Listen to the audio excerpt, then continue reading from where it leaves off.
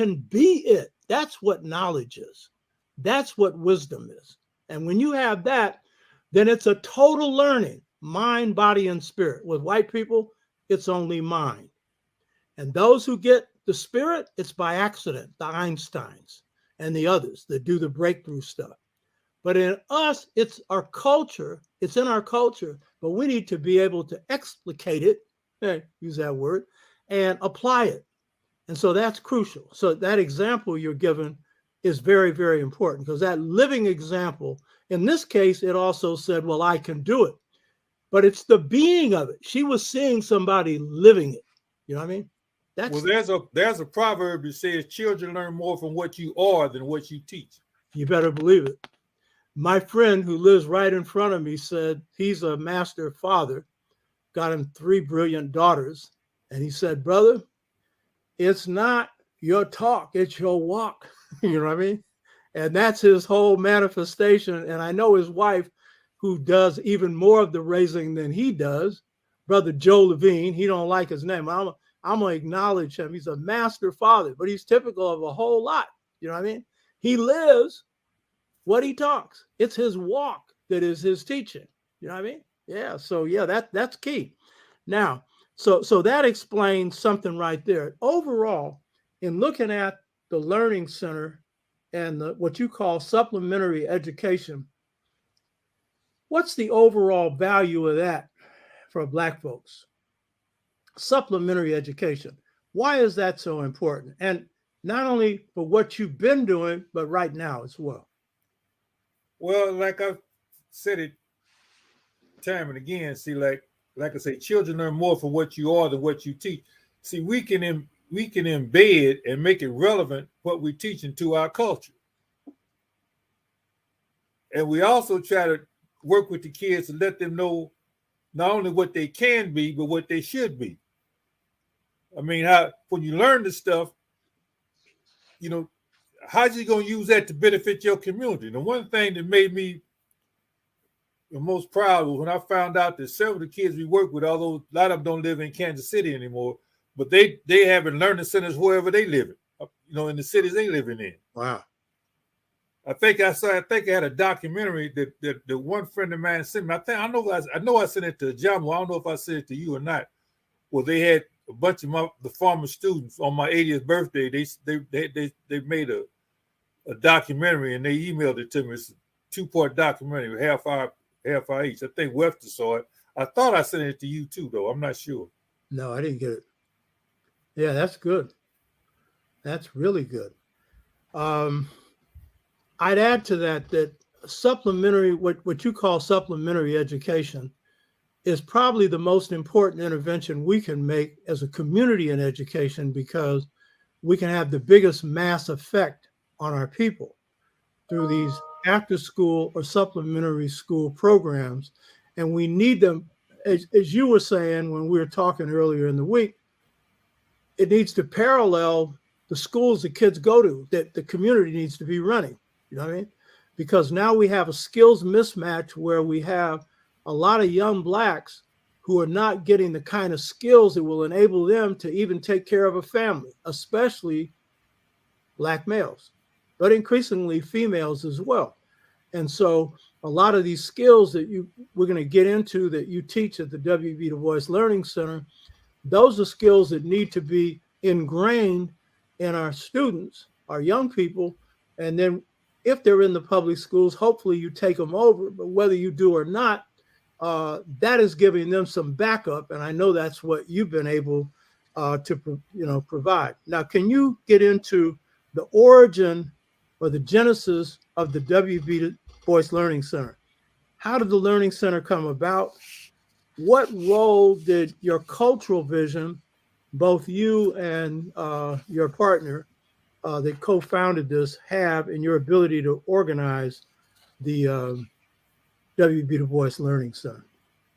Well, I think I mentioned this earlier, like when Grace was working with some young kids that the people at the school were having a hard time with.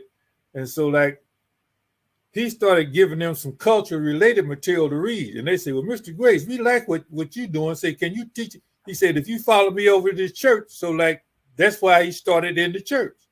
Because now he could, like, you know, you didn't have to get approval from authorities in terms of what we're going to use to teach the kids, you know. Well, I did the same thing, like I say, in Reverend Cleaver's church with respect to math and make it culturally related. And so, like, so then we joined and started the Learning Center. And then when you're teaching the basic essence, reading, writing, arithmetic, we use culture-related material to do that. To motivate the kids to, like, not only do they learn how to read and write and arithmetic, but learn how to use it to benefit the community.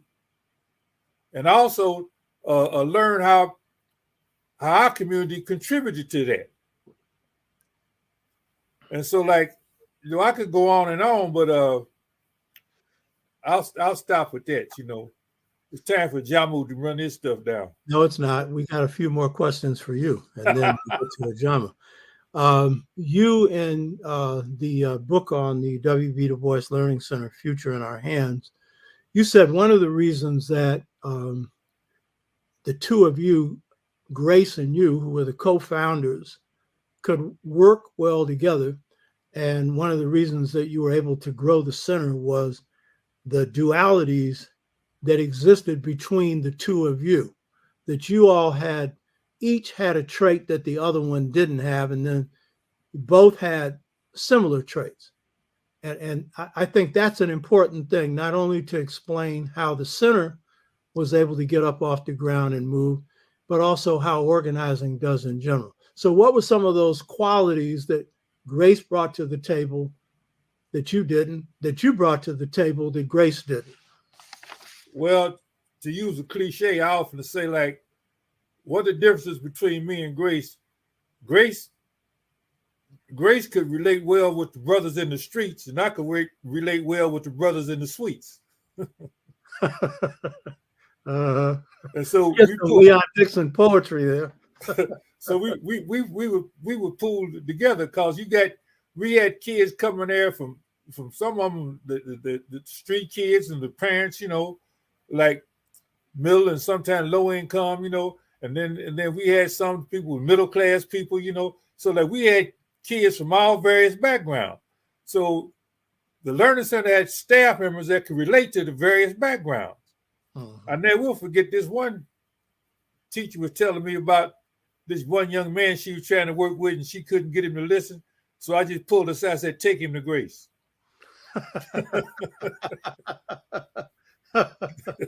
So Grace knew how to relate to it better than she could, you know.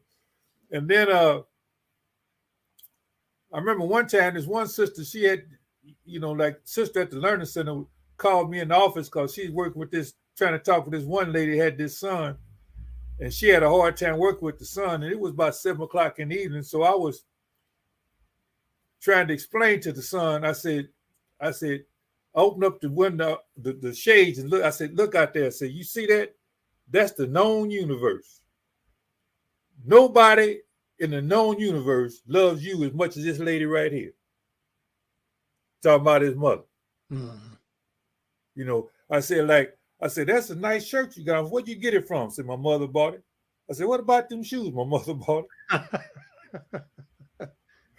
I say, like, so your mother's doing everything she can to help you. So what are you doing? I say, like, those are things you expect your mother to do. Buy you the shoes, the clothes, and feed you and stuff like that. I said, what do you think your mother expects out of you? He said, like, to make A's. I said, no, do good. I said, no. I said, all your mother wants out of you is for you to do your best.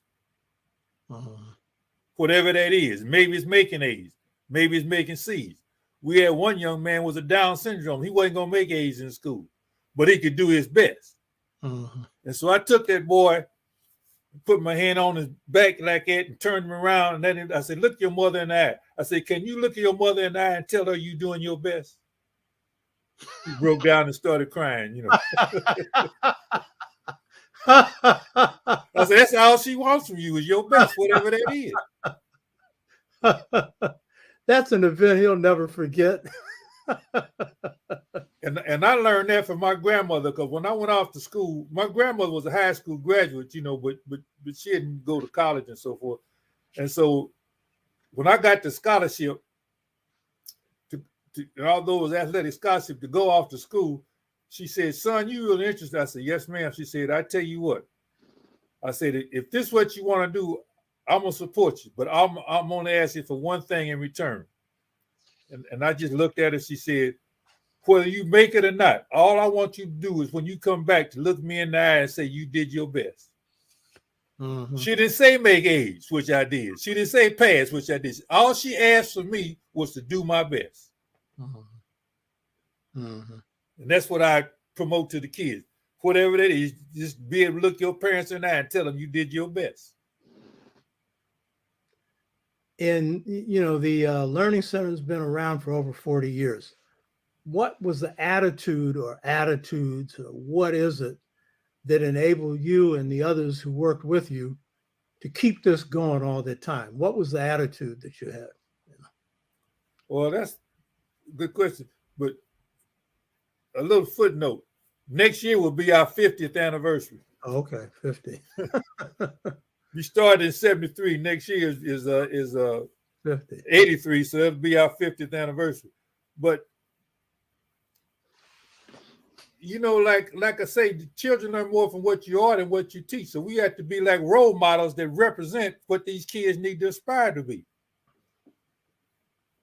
And so, like I say, one of my former teachers said, that's almost more important than what we're teaching. See, we demonstrating how you can use your background to benefit the community by being a living example of that.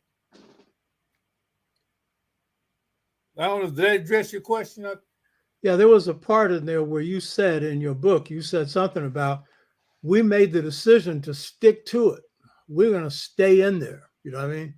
We're going to hang in there. But yeah, it pretty well answers it. Well, see, like once we started the Learning Center, I never will forget, we tutored some kids, and one mother said, "Y'all gonna do this next year?"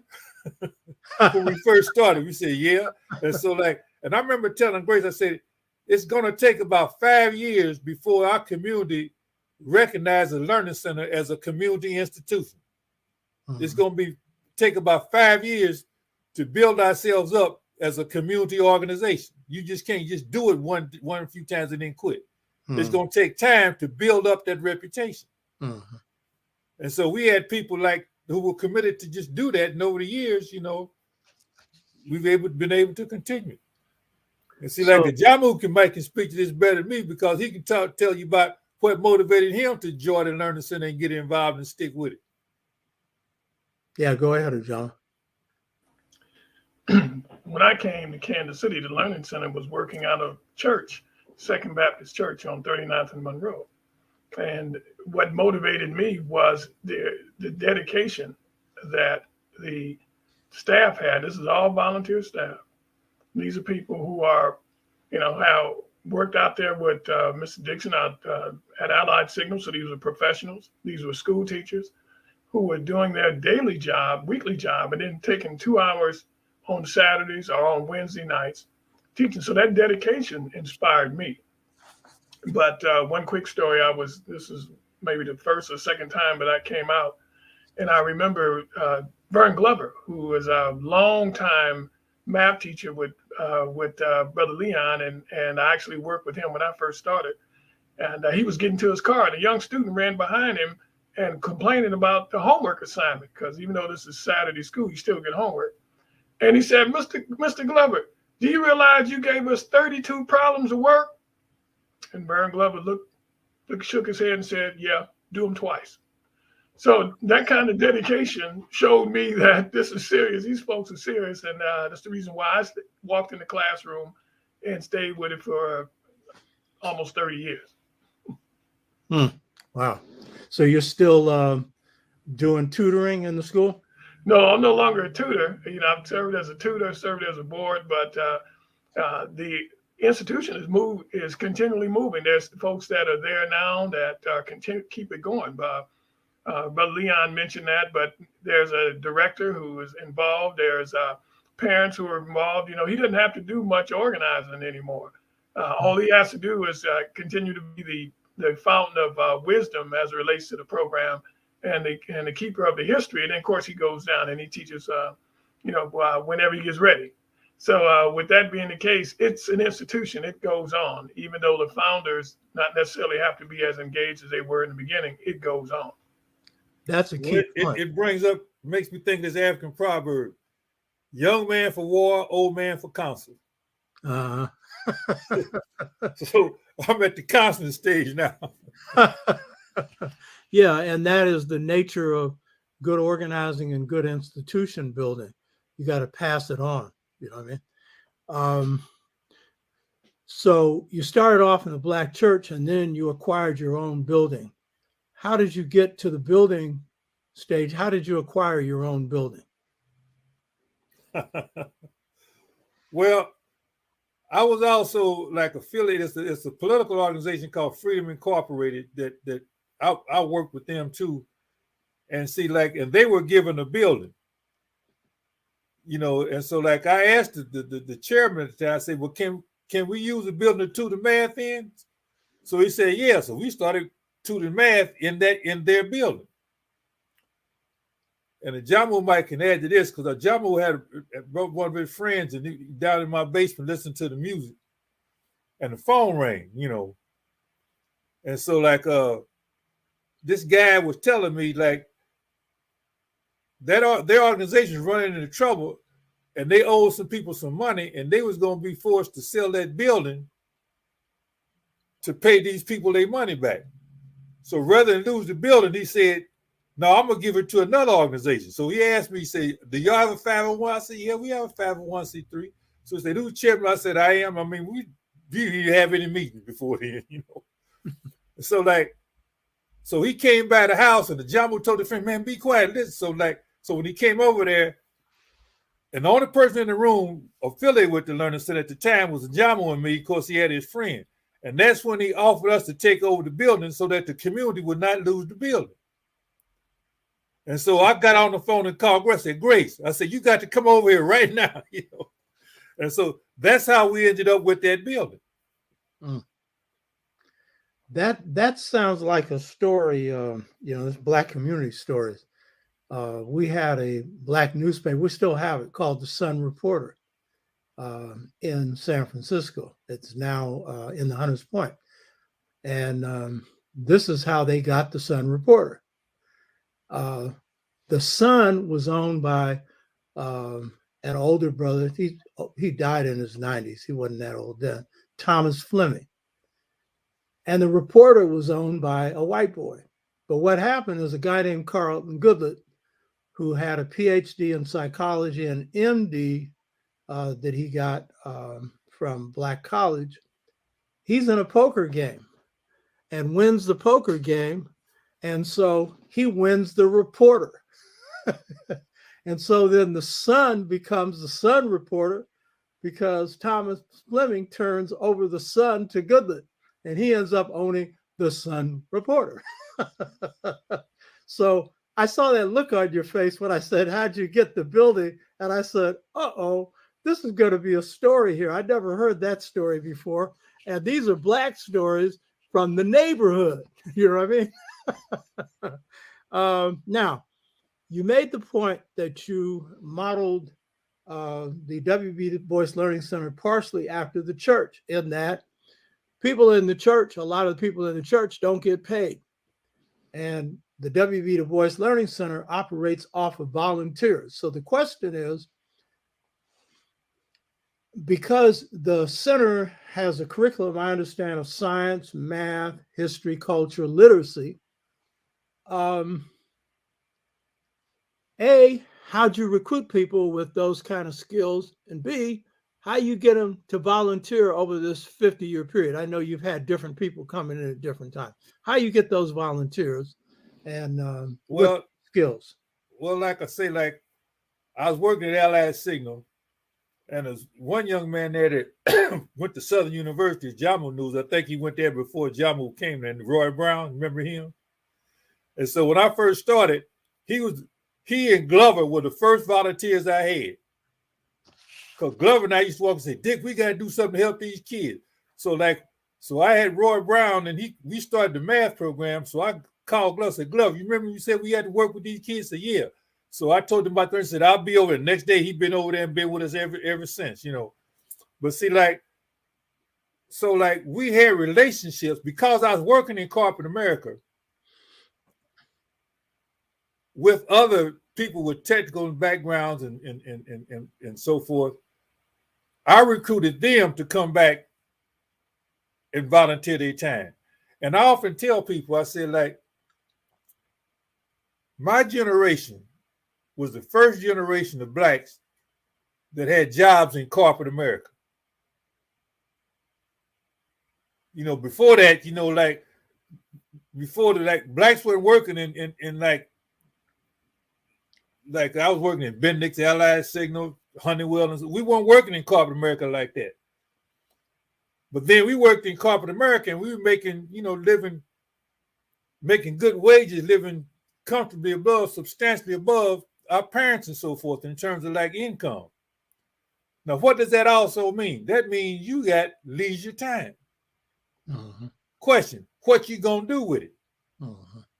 So we just encourage some of our people who had a ounce of consciousness and so forth.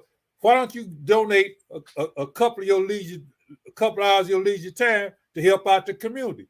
Well, a handful did. And like I tell people, you're not going to get a whole bunch, but just start with a few and let it grow. So I started off with one volunteer, Roy Brown. Then another guy came from Historical Black College, Robert McKinney. You remember him? So he ends up joining. Then here come Webster, Historical Black College. He joins. And a few others joined, you know, and that. So we just started small and grew. You know, there's something I really want to stress here, that people think it takes money to build any kind of institution or movement. What it does is take dedicated people. I'm going to give my example. The San Francisco Freedom Movement, which was 6 years in its making, at its high point, 10,000 people. Not a dime to finance that movement. It was a commitment of the people who were involved in it. And so for people here who are listening to this show and want to know how to set up a Saturday or supplementary school, then it's a question of what your commitment is and then your ability to reach out. And I think what Leon has given you is a good example of that. Can I say one more thing right quick? Yeah. I remember even before I started to the Learning Center, one of my friends came by the house and he said, Dick, he said, man, you play sports. Why don't you coach one of these little league baseball teams? And I looked at him kind of cross-eyed and said, if I'm going to devote energy and time, it's not going to be on little league baseball. I'm going to teach little league math.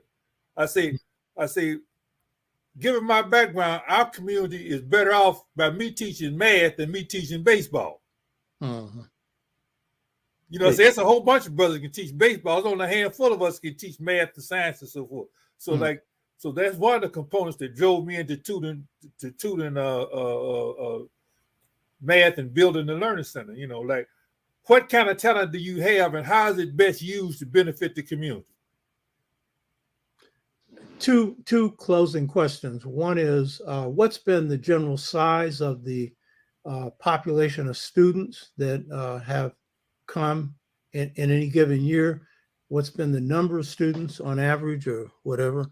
And what are a few steps that you would recommend? I know there's much more to this that we need to go into it in more depth, but a few steps that you would suggest that people can take to set up a learning center. Well, first of all, I would say, like, study your environment and build off of what you have. And like I said, that's why we went to the churches, because those are the buildings we had.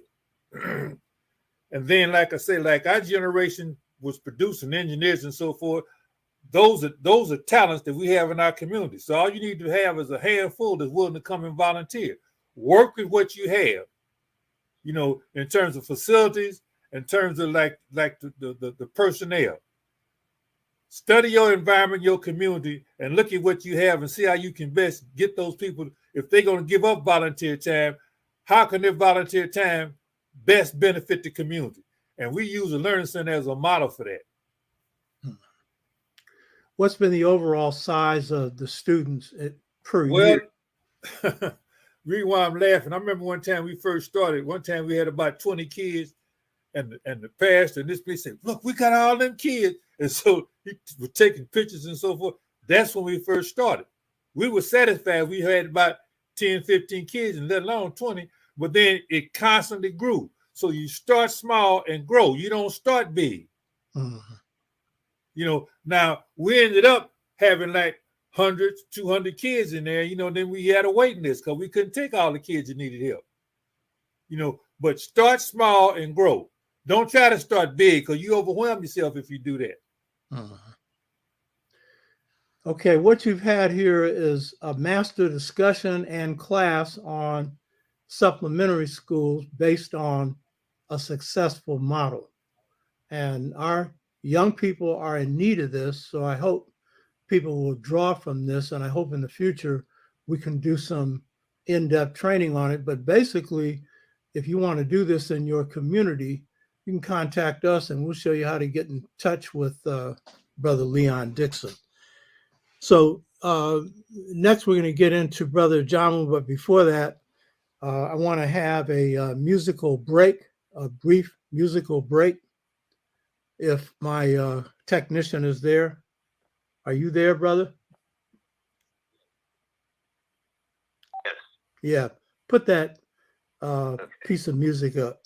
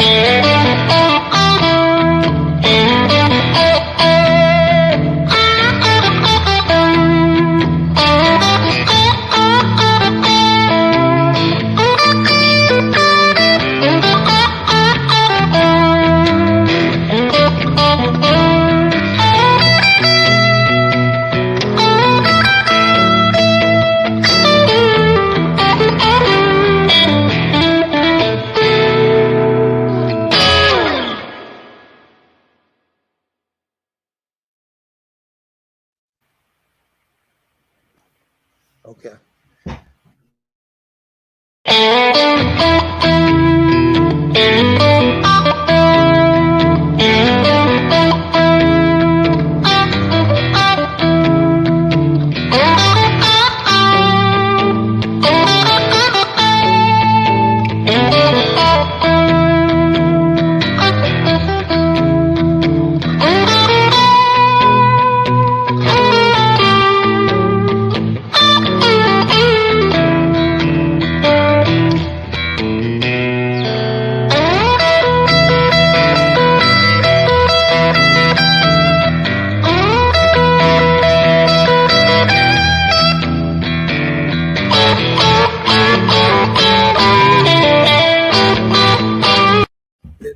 Get the chat back up.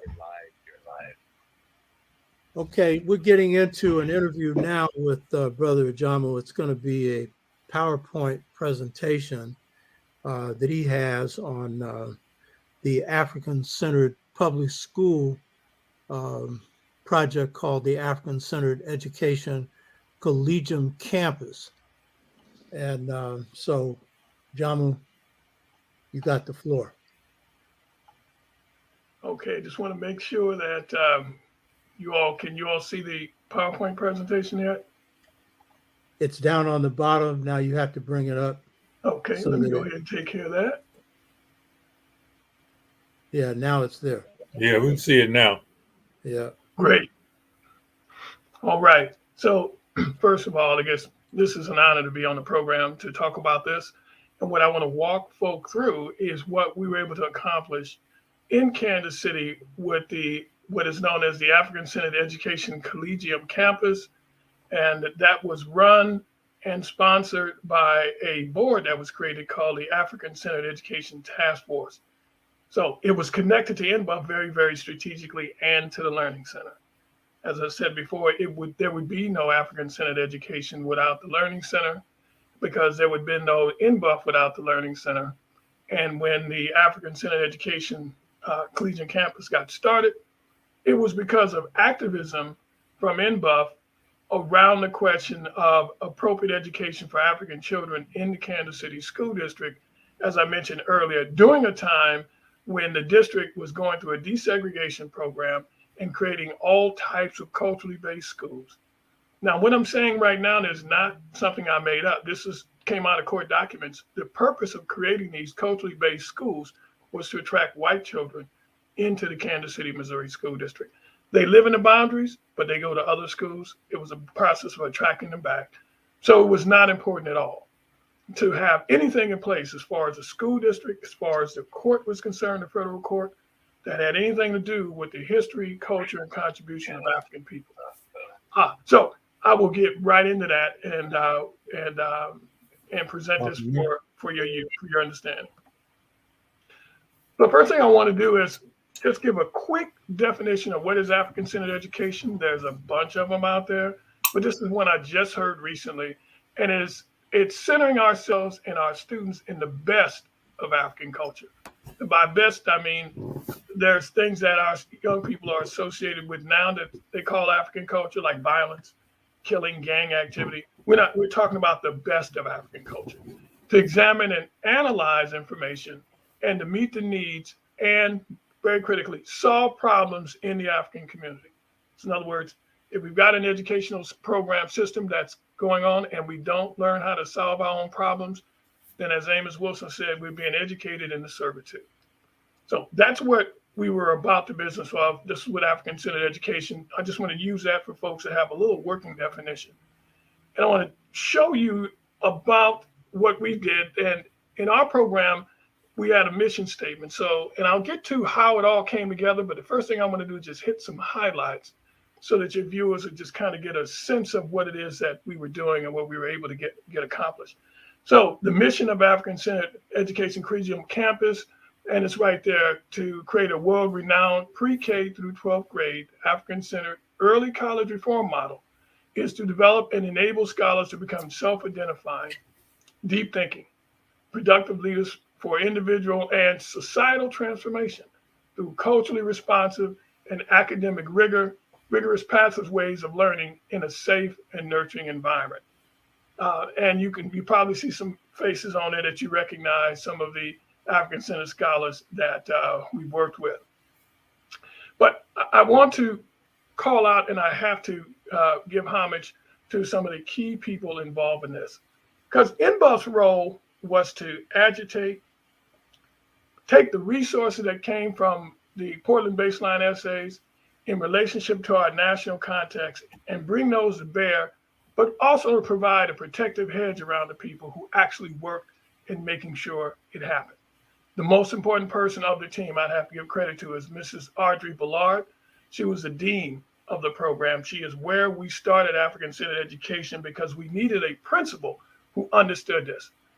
And her husband, Rupert Ballard, he was a principal in the Kansas City School District, took his family, Mrs. Ballard and their two children, to Liberia. And he just said, look, we're going to Liberia. We're going to train teachers in Liberia. And they stayed there for 2 years. She returned back to Kansas City, her and her husband.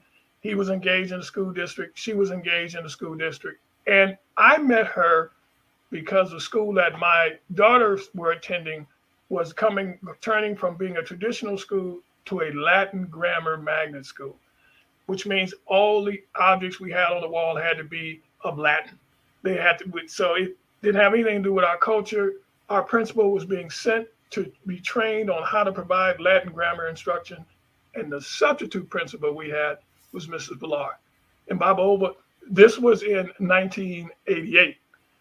So during that time, NBUF had already decided that we were going to have African Centered Education as a national thrust for us.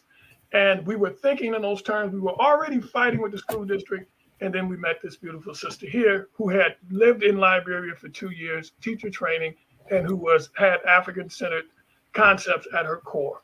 She was, and we call her the Queen Mother, the Dean of the campus, and she was our spiritual and instructional and intellectual leader. So she just celebrated her 86th birthday, and so we all praise to her and the work that she's done. The next person I have to give a shout out to is her son, Dr. Haru Ballard, who cut his teeth in ASCAC. Very, very active member of ASCAC. He was in Chicago, and we sought to bring him back from Chicago to come here and work with us in African Centered Education in Kansas City, and had to go through the federal court in order to do it. We were able to get it done. He wanted to be back here. He came back here, and he became the director of African Centered Education. And what you see here, ACECC, that stands for African Centered Education Collegium Campus. And there are many people I need to recognize, but I just want to say this is Dr. Jimmy Ballard. This is, after a while, she and Baba Haru Ballard became husband and wife, but she was already working with us before he came back, and she became the principal of our middle school. And so you had this trio of family members right there who provided very strong academic and spiritual support for the campus. You cannot talk about African Centered Education in Kansas City without mentioning these three individuals. So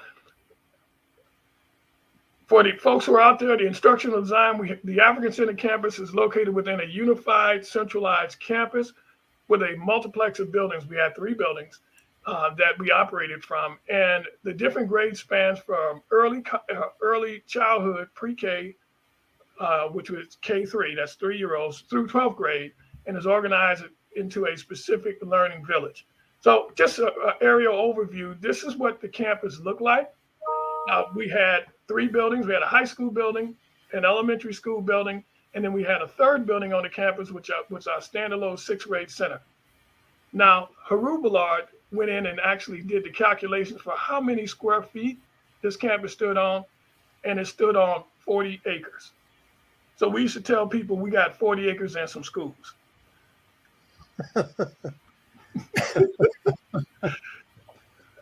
You can imagine what happened when we were at a retreat. We had a campus retreat of the parents and staff, and he brought that PowerPoint up.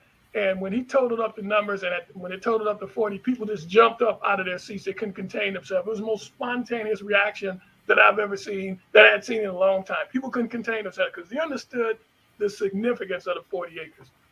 Here's campus offering. The lower campus, we had after school tutoring, pre-K, that's P3 and P4, early childhood.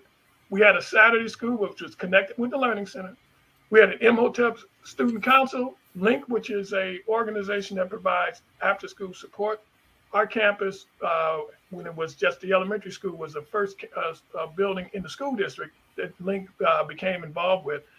Student ambassadors, 6th grade campus, we had a Lego robotics team. We had tutoring, LINK, and student ambassadors. And on our high school, our middle school, we had Starlight on site, which means we had a very robust drama program. Daughters of the Rise, that was our rites of passage for the girls. We had intramural football for them. We had African dancing and drumming, choir, after school tutoring. In our upper campus, we had National Honor Society, early college program, because our students were getting dual college credit, chemistry team, physics team, pre-engineering program, and AP classes. And just a few more items on that. We had some offerings. We had volleyball, football, track, the kind of things we had that you would normally have. But we also had a council of Ma'at. which was how dispute resolutions were settled within the campus, and young people were trained in mod dispute resolution. And this is just a quick note. Our high school required more graduation credits that we put in place for ourselves in the state of Missouri, college preparatory programs, international baccalaureate program. We had, in order to graduate from our high school, you had to have 28 credits, which is more than all of those required, the others required. Just on a few achievements that we were able to have on the campus, and I'm just talking specifically about our last formation when we became a one complete campus. I'll talk a little bit about that before. We had pre-K, 1,100 students. Our second graduating class, because we started small, high school students of 62. In May 2012, 100% of them graduated, 94% were enrolled in higher education, $1.6 million of scholarship, end-of-year course programs completed, and early college credits granted. I can talk fast, but I just want to get through part of this just so to set up on the things we really need to focus on. We had a first place awards winning marching band in high school, which I know if some of your folks are listening from down south, this is going to sound crazy, but it is very rare up here to have a marching band in high school. And we had one of the few, only 2 marching bands in the Kansas City School District, but ours was winning awards around the state. In terms of how we organize parents, we'd have an event, like, for example, a grandparents event, breakfast. It would be 300 grandparents that would show up. We had rites of passage. And our robotic team was an award-winning robotics team. And what do I mean by that? In the White House sends out invitations for young people to submit for science projects, and they invite only 40 schools from around the nation to come to Washington, D.C. and present. Our students in our middle school, 6th grade robotics team was the only school in the state of Missouri invited to participate in the national to present in Washington, D.C. in the National Science Fair. And what did they do? Our robotics team, 6th grade students, invented a lunch pail that would disinfect your food inside the lunch pail by using UV. Submitted for a patent for it as well. And this is when they met President Obama, who came and toured to take a look at their display while they were in. 2 students we sent to represent the team in Washington, D.C. I want to also give a salute to the national scholars, because Dr. Shaka talked about the national scholars. When we got started, Dr. Hilliard, Dr. Wade Nobles, Dr. Jacob Carruthers were involved in our curriculum development and professional development from the beginning. And then down below, you see a number of other scholars who participated in the program as well. So it was a program that was embraced by our national scholars, and we became a nice practicum for ideas and training to take place as well. So now I want to move on to, I think, something that's really important, and that is, how do we do this? Well, Dr. Tashaka talked about this being a model for public school, and we were very intentional on going after and doing this in a public school environment. And understand, we talked about the role of INBA, but I wanted to give you a little bit of role of what was going on in Kansas City. Kansas City School District, I want to look at the period from 1898 when it started up into 2008 to talk about some important things that took place. From 1968 to 1978 is when the desegregation work was being done. And I think Barbara Dixon's grandmother was actually interviewed by the NAACP researchers who were out gathering information about what segregation was like in Kansas City. It's during this period from 78 to about 2001, is when the district implemented its desegregation program. And in so doing, it was, I think the district spent over $2 billion, which came from the state of Missouri. And the state of Missouri, it caused a great deal of hostility between Kansas City, St. Louis, and the state of Missouri about the amount of money that the federal judge said would have to be paid in taxes to support these schools, because the schools had gotten so bad that they said when it rained outside, it poured inside in the buildings on our children. And so the DSEG case, this guy you see here, Arthur Benson, was the plaintiff's attorney, and he took the Jenkins case on and was able to secure these resources for the school district. Extensively because our students had been discriminated against doing segregation, as they call it, but it turned out to be the greatest economic boom for white businesses in Kansas City that you'd ever seen on the backs of our children. Also, Arthur Benson became a school board member later on in his career, and he won on a write-in vote. Only 379 people in his district actually even voted. That's how things deteriorated. So I just want to say something real quick. We wound up being asked to go consolidate the African Centered schools, which were in 3 different campuses at that time, into one location. And we were asked by the school board president to move over to the southeast campus, the one I just showed you all the aerial view over.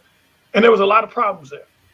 We initially did not want to go there. There was issues with fights and fires and police calls.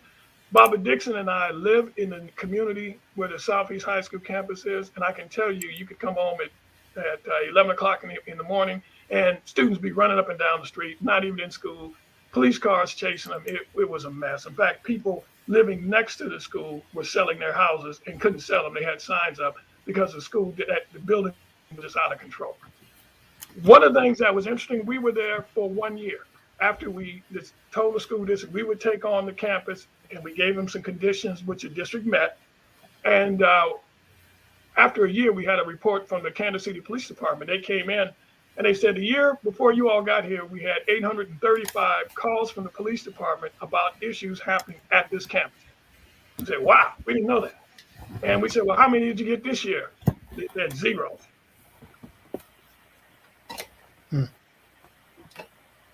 So that was the impact that we were having in the community itself, not only in the school, but in the community, because we were doing some education. So historically, it was 1986 that NBUF adopted the Portland Baseline Essays, and I think it was 1986, to resolve to implement same in public schools with a sizable African population. But it was in November 1986 that K.C. Buck began to join several magnet school planning committees. So Dr. Shaka, you asked, how do we do it? When NBUF, we decided that before we were able to get what we wanted, we had to go and join these planning committees for all these other magnet schools and force the issue of African Centered Education. So we spread out. We had 7 or 8 different school committees we joined, bringing the issue on the table. And by and large, the Black parents there who were part of those committees were very much behind it, because they were experiencing a lot of the things that many of us were experiencing about our kids being locked out. In 1987, NBUF joined with other activist coalitions. We joined and formed a coalition called the Coalition of Education and Economic Justice. And that's when we petitioned the federal court to include the Portland Baseline Essays in all of the magnet schools. Strategic. We did that just to create pressure. Have the court to tell us that we could not include the information in the history and culture of our people to be used in these magnets. Ostensibly, they were there just to attract white students. So a settlement was made. And the settlement was Dr. George Garcia, superintendent. What do you want? There was 3 elementary schools that are non-magnet that we can make African Centered. And so our strategy worked, and that's what happened. The district gave up 3 elementary, and we started building the African Centered program from those 3 elementary schools. Parents and activists in 1989 came together to formulate the instructional and philosophical framework for African Centered Education at J.S. Chick School. J.S. Chick School became so successful, yet it was not a magnet school, so it did not get all the funding, outperformed the rest of the magnet schools so well that it attracted attention of a number of scholars. Even Dr. Asa Hilliard wrote about it in one of his books. He came down and met us and very supportive of us. Later on, in 1995, when the district tried to make all the remaining schools African Centered, all the remaining schools charter schools, and they wanted to have an entire charter district, we fought that, because that would have taken our 3 African Centered schools and made them international studies schools. And in 1995, the judge agreed with us, and he made it ordered that Stanford B. Ladd School become African Centered as a charter school, as a magnet school. So Stanford B. Ladd became the first court-ordered African Centered school in the country, and that was one of our schools.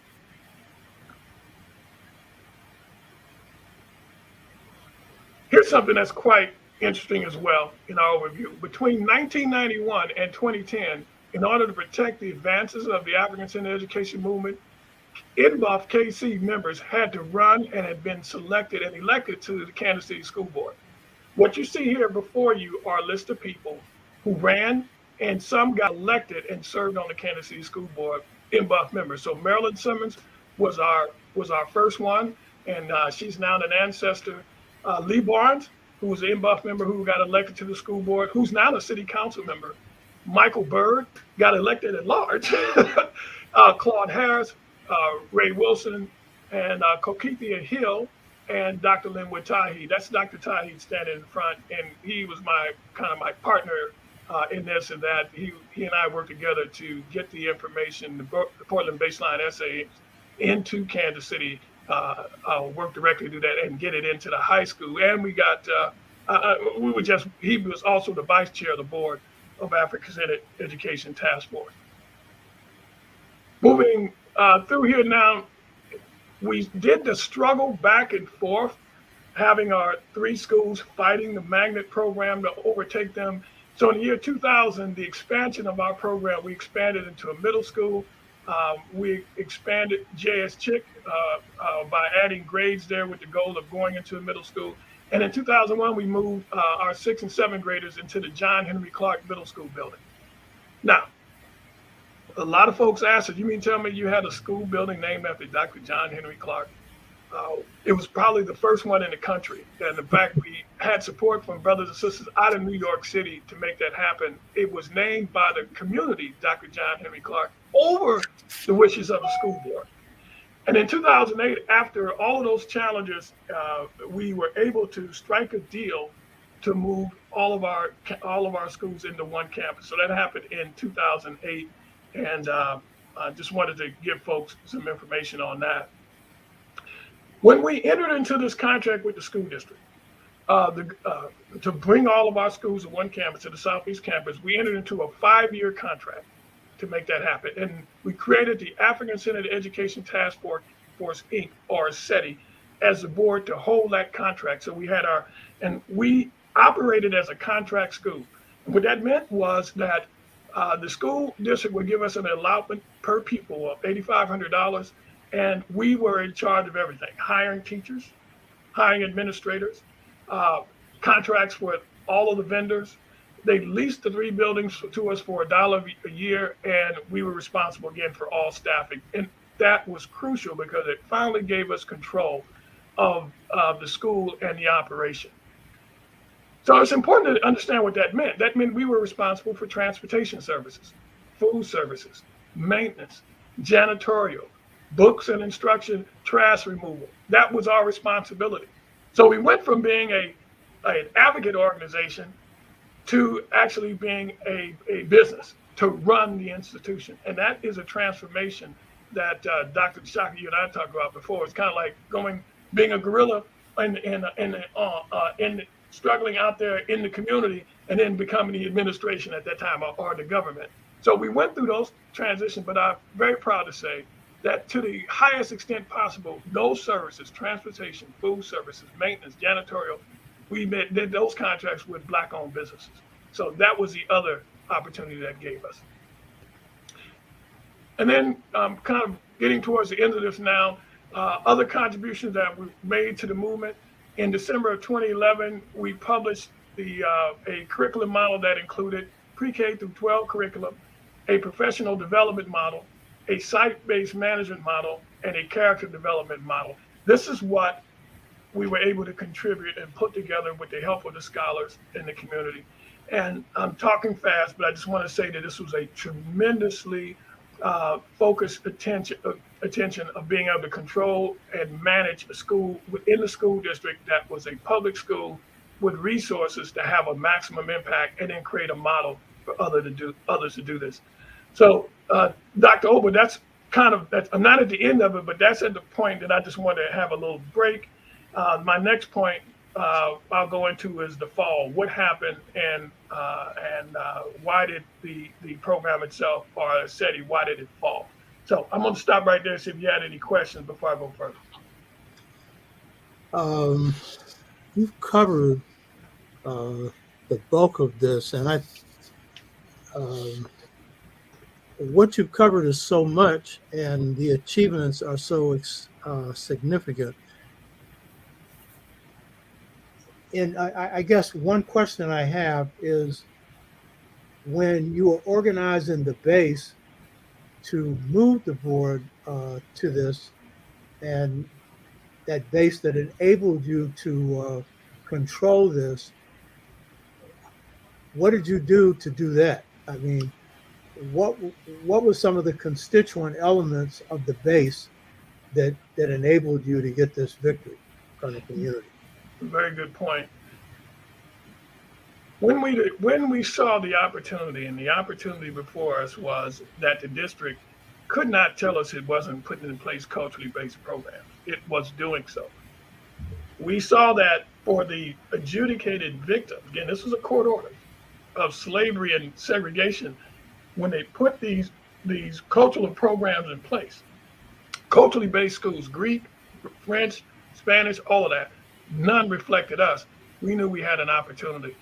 And we tried petitioning directly to the board. That did not work. So what we did was to spread out among NBUF and to, first of all, put a coalition together with other affected folks. That's when we created the Coalition for Education and Economic Justice. And we put our people on various school panels. So each school, their schools had planning panels that were planning for the curriculum that would convert them to magnet school. We had people spread out on those panels, and we were able to take information that we had from the Portland baseline essays with us to those panels to let parents know that there is a better way, that there is an opportunity here for us to be included in this thing, and we got into vigorous debates and discussion. So that gave us an opportunity to engage with parents right there where they were at their school buildings, deal with the concerns that they had. We were able then to pull that together in a collective force to come back to the school board and say, this is what our community is asking for and demanding. And so we were able to mobilize from that base. But the other thing that helped us very well is while we were doing this mobilization, we had already put in place what we had from the first elementary school, from Chick School, because we didn't need a court order for that. We didn't need anything for that. That was a traditional school. We had Mrs. Ballard. She became the principal over there. And Queen Mother Ballard, when she got over there, we got with her and she immediately started implementing. So we had a model that we could show, we could point out to people. It's happening right here in the district. It needs to be spread further. Parents would see that, community members would see that, they would go for it.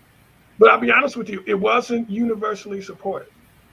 And what I mean by that is the plaintiff's attorney, Arthur Benson, went on record in the Kansas City Star, and he said Afrikan Centered Education is anti-intellectual. The NAACP picked up on that, and then they criticized NBUF in our efforts and said that we are hurting the desegregated attractiveness of the Kansas City School District. That was a mindset. So you had that aspect going there, and you had what we were doing. And Arthur Benson went to court to stop us, the plaintiff's attorney, to stop us from doing that. And it's amazing how these things work. Sometimes when your enemy publicly goes out to do things to stop you, it even raises more attention about what you're doing. And more folks came to our support because he was challenging us on something so fundamental. It was as if he was challenging on us for trying to advocate for being human.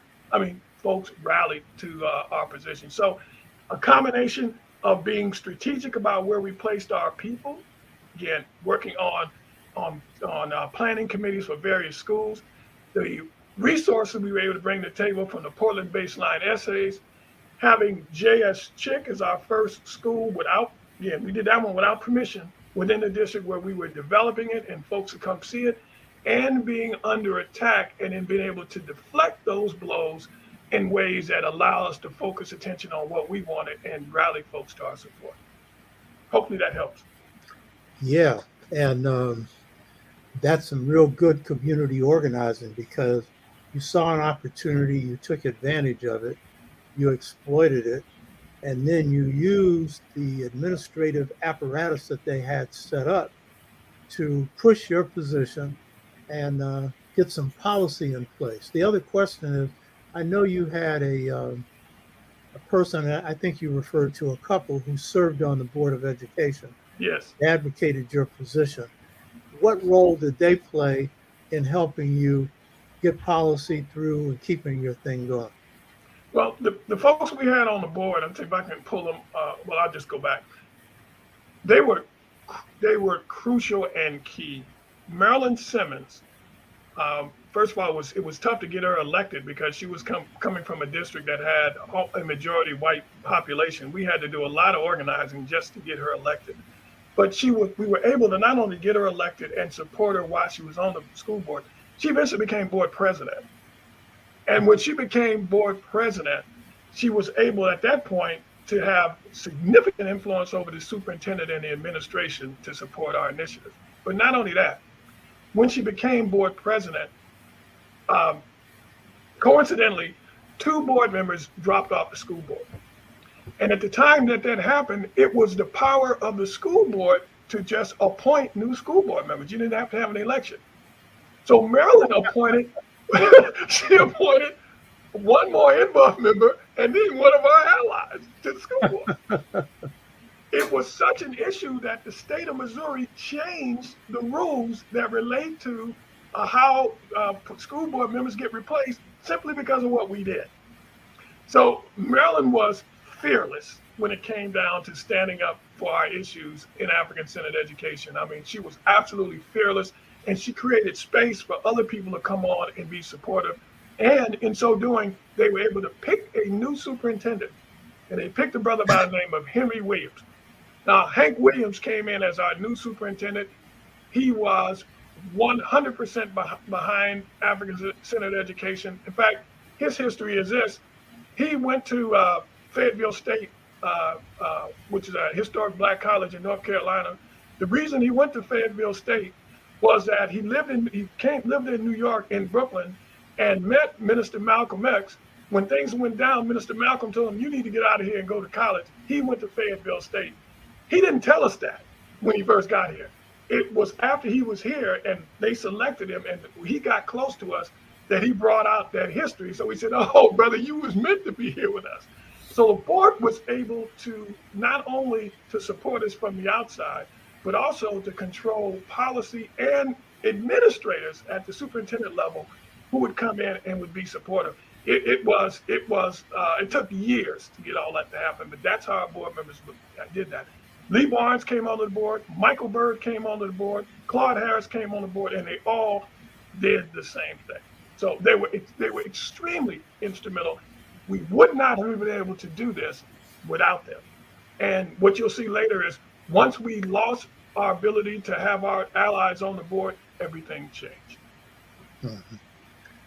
Yeah, so this is giving an example of how you wield power in the Black community and moving from your own base in the community into institutions that are set up to miseducate you. And it should be pointed out, the biggest budget in most cities is the public school budget.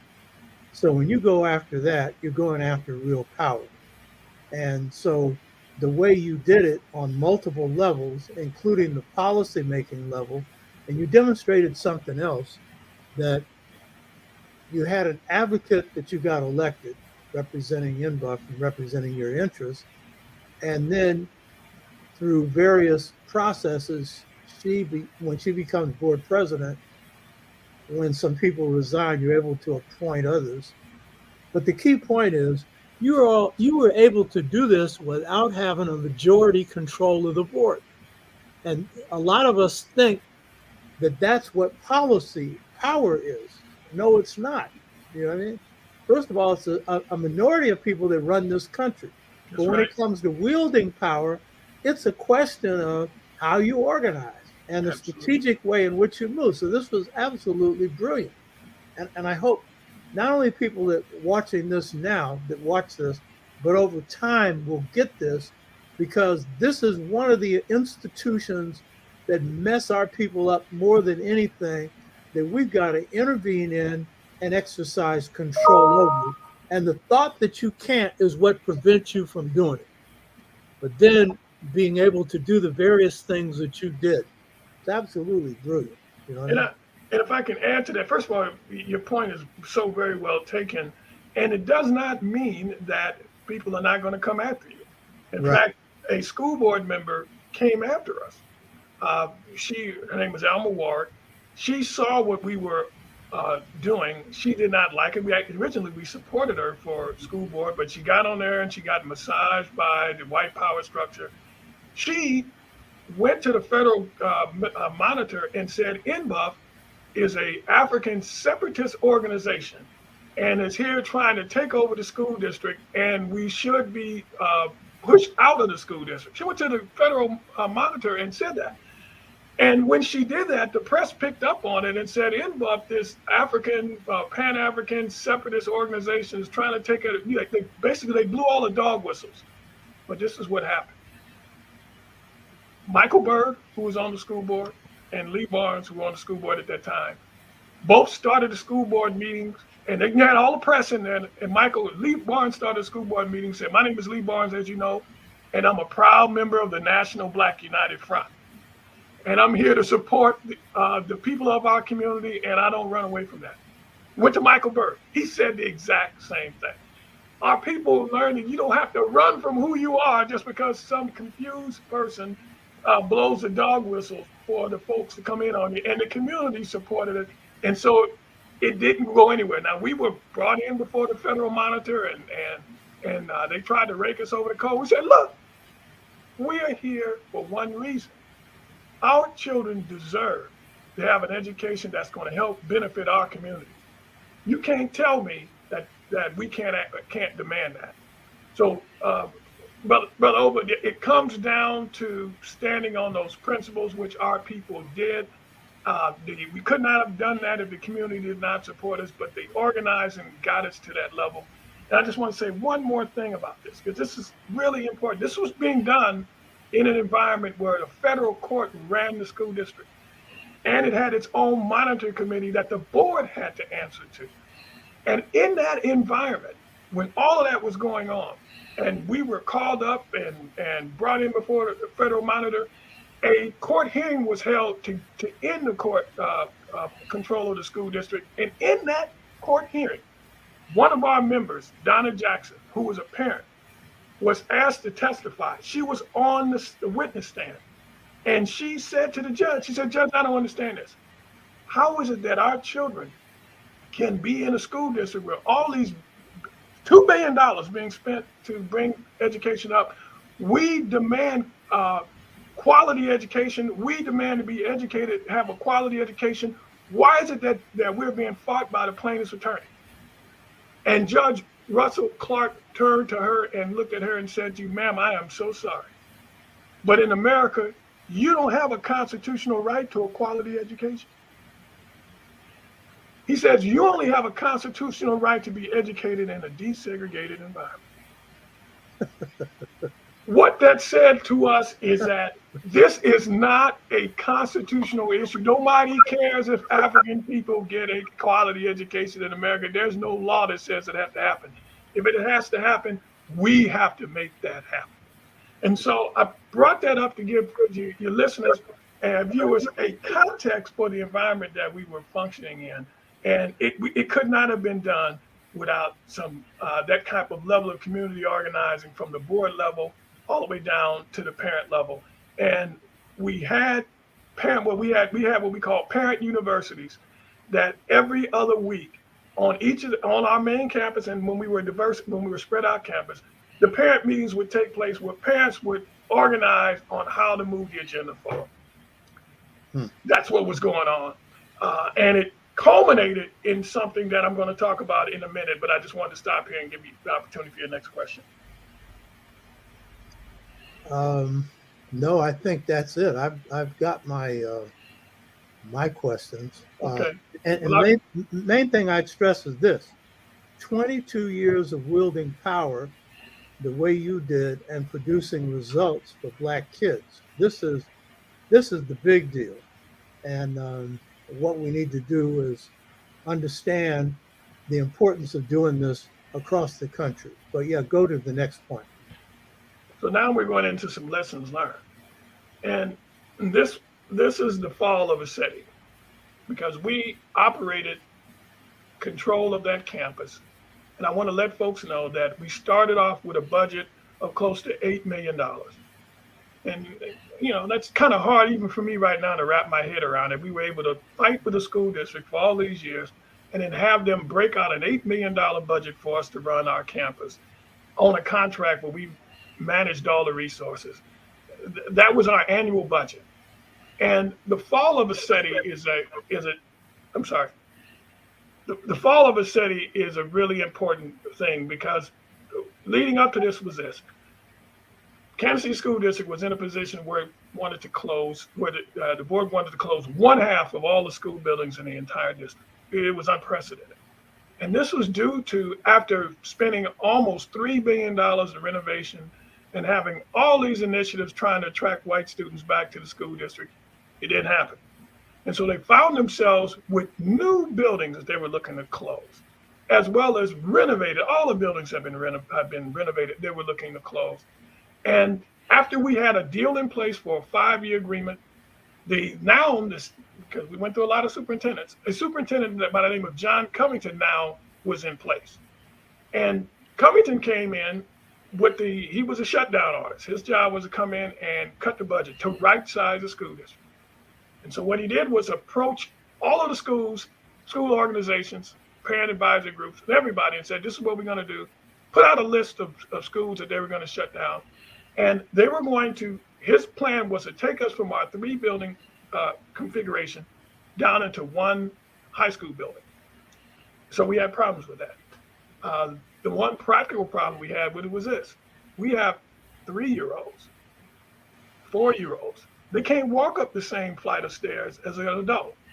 Now, I'm an engineer, and if there are architects out there listening, you know this. A riser on an adult stair is 6 inches. A riser on a child stair is usually about 3. Now, and the cafeteria was on the 4th floor. It just didn't make any practical sense for us to do that. And so we opposed his right-sizing program. And in so doing, opposing his right-sizing program is when all of the trouble started. Now, here's one of the things that you all probably know. The white business power structure is tied in with public education, particularly one that had a $3 billion spend over that time span. Right. And they were looking to cut costs, keep this thing rolling the way they wanted, and we were opposing that. And our opposition was part and parcel to parent oppositions all over the school district. The superintendent, because of community support, was not able to crunch us down into the 1-building plan that he wanted. And so he vowed to make us pay.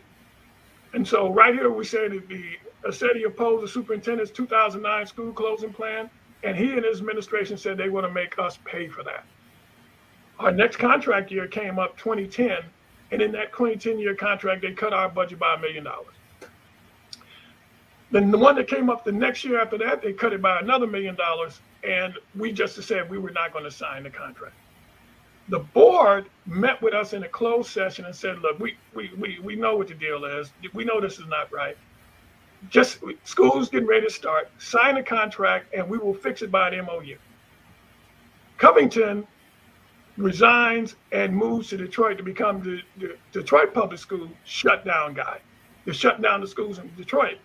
And the board, when we tried to get with them hey, we signed a contract, we're operating with $2 million less, you said you're going to fix it, they would say they were too busy. They had to fix this. And so with that, our parents filed a lawsuit against the school district to get them to honor the contract, go and put in what it was supposed to be in place, because we were operating at a $2 million deficit with just a less than an $8 million budget. That's a significant reduction.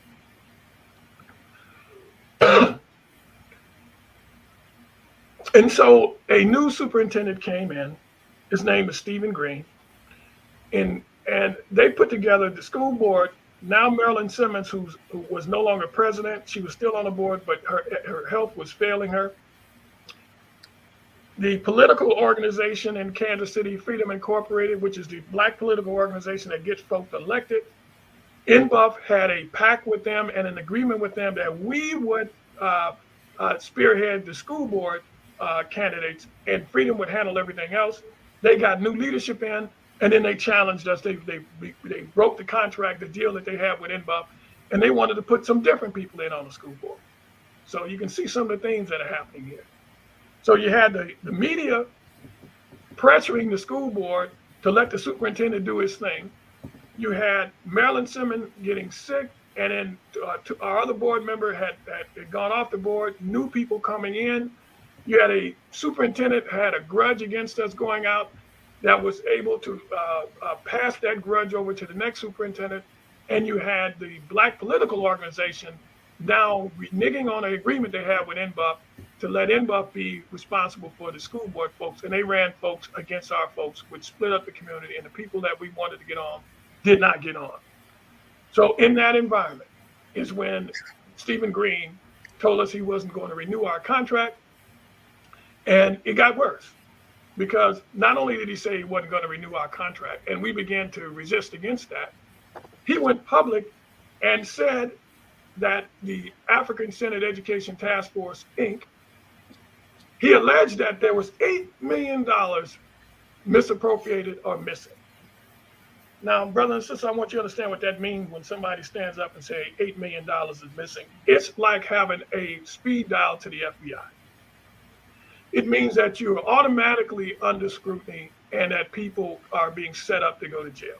This is a superintendent of schools saying that the ASETI, which is the governing board for the Afrikan Centered campus, had $8 million missing out of a $7.6 million budget, okay, which had been cut by $1 million. We immediately responded to that with our financial records with a financial independent audit, which said all of that wasn't true. And then there was so much community pushback on him going after the Afrikan Centered Education that Stephen Green instituted another strategy. He told the community, we're not getting rid of Afrikan Centered Education, because there's no way that was going to fly. We just want to get rid of the people who advocate and support Afrikan Centered Education, the founders of it, the brain trust behind it, and we, the district, is going to take it over. But people say, you don't know anything about Afrikan Centered Education. And he says, I know a guy who does. His guy was Dr. Malefi Asante, who had a relationship with his son, and Chris Wiggins, who was a consultant who ran an Afrikan Centered school in Philadelphia. This is the part that's very, very painful, Dr. Deshaka, to talk about even now. Because what happened is once it was identified by the superintendent that he was going to have us have a SETI removed, keep an Afrikan Centered school, but bring in someone like Malefi Asante to run the program, and Chris Wiggins to run the program, it was a bait and switch with the Afrikan Centered community. But we figured we had a strategy for that. We reached out to the scholars, the elders in the community. We talked with we reached out to Dr. Conrad Morrell. We reached out to Maulana Karinga, who knows Malefi Asante very well. And Dr. Karinga spent time with us, counseling us about how to approach Dr. Malefi Asante about what was going on. He told us, reach out to him, talk to him, let him know what's going on so that he won't participate in this. We did. And what you see on here is some documentation, some dates and times of conversations that took place between us and him. His first response to us was that, wait a minute, they're just using my name. I don't know anything about this. I'm on my way to France. When I get back, I'm going to give you guys a call. We can talk. We can get this situated, squared away. We even had our Queen Mother reach out to Mother Chris to talk to her, Queen Mother to Queen Mother, campus to campus, and say, look, let's not be involved in this, and explain all of that to her. But long story short, it was to no avail. They decided that when Malefi Asante came back, we couldn't get a hold of him again after that. And we had other scholars that reach out to him through ASCAC, who Mario Beatty and other folks reached out to try to figure out what was going on, and ultimately, the school district, the parents, we sued the school district. We went to court. We were unsuccessful in the suit. The district decided to just take the money back, take over the campus, and they brought the team of Chris Wiggins, Malefi Asante, and Insight, another organization, to Kansas City to meet with parents to try to let them know that everything is going to be fine. Well, we went from a situation where we tried to negotiate, we tried using the principles of Ma'at, we tried talking to the folks who were in the African Centered community to let them know, why would you have one African Centered group, particularly someone at the statue of Malefi Asante, be purposely used to destroy an African Centered school initiative? Why would you do that? We tried that. We reached out to the scholars. Dr. Lynn Tahi, who was our vice chair of our board and an NBUF member, wrote an open letter to the scholars, which went around the country asking the same question to get Malefi Asante to back off of this. That didn't happen. So when they came to Kansas City, they asked to meet with us, and we told them at that point, we can't meet with you. We're at war. We have to protect this. You all had an opportunity and not to make this happen, and you did it. And so I will just summarize by saying this. Brother Spark Bookhart on May did speak directly with Malefi Asante, had conversations with him. So we did speak with him. His people came anyway, and people have asked us, is this true? They said, are you all making this up? But I can tell you, we even have a copy of the contract that the school district had with Dr. Malefi Asante, with his signature on it, agreeing to come in here. And as you can see, he signed it on September of 2012. We have the scope of services on it, and the contract was for $28,000. James Brown said it well. He said, sold me out for chicken change. The other point on that was the other group had a $150,000 contract to come in. Brothers and sisters, what it did was something that we see all the time. You don't have to be right when you go on attack, when you have power. You just need to spread confusion. Confusion was spread. A substitute was brought in. The substitute that was brought in were people from the African Centered community that knew full well what they were getting into. And they came in for the money. And when that happened, the district was able to take the campus back, and it caused tremendous repercussions. And so the repercussions were this: Black vendors didn't get paid. Teachers didn't get paid. It was an enormous tragedy that took place. We were able to raise our own money to make sure we got people paid their last paycheck. It was a disaster. All of that is a lesson learned. And here are the lessons we learned from it. One, public education is a strategy, and we should work to control the schools that our children attend as a strategy. Ultimately, it can't be what we rely on. We still have to have our Saturday schools like the W.E.B, the Bois Learning Center. We still have to make maximum utilization of the resources we have that we own and control. But we have to be in here within these public school spaces fighting. We have to be vigilant on the side as it relates to elected officials. We've got to keep our people in place. And we got to remind ourselves that nobody is coming to save us. There is no superintendent that's going to come and save us. Like that, there was a movie put out called Waiting for Superman or Looking for Superman or something by Jeffrey Canada. There is no superintendent. It's us. The community is our people that's going to do this. And we've got the tools and resources to do it. We don't have to worry about can we educate our children. We already know we can do that. What we have to do is fight the forces that see our children and our people being educated as a tactical strategic threat to their interests. And sometimes our own people with their mental conditioning can become pawns in that. And it happened all the way down the line. So where we are right now, and this is my last slide. Where we are right now is in the process.